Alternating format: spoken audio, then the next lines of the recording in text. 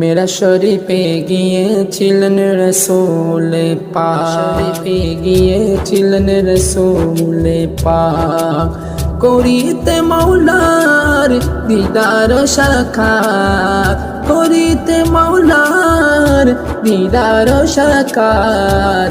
মেরা শরীফে গিয়েছিলেন রসূল পাক, मेरा शरीफे গিয়েছিলেন রসূল পাক। জান্নাতে জাহান্নাম আরশ আজমি করিল গমন, কে বলে তাহাই ছিল রসূল পাকের শপথ। জান্নাতে জাহান্নাম আরশ আজমি করিল গমন, কে বলে তাহাই ছিল রসূল পাকের শপথ। 27 বছর করিল দিদার, বলিল বন্ধুর সাথে কথা 90,000।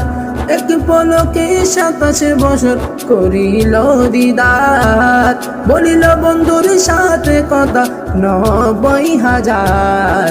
মেরা শরীফে গিয়েছিলেন রসূল পাক।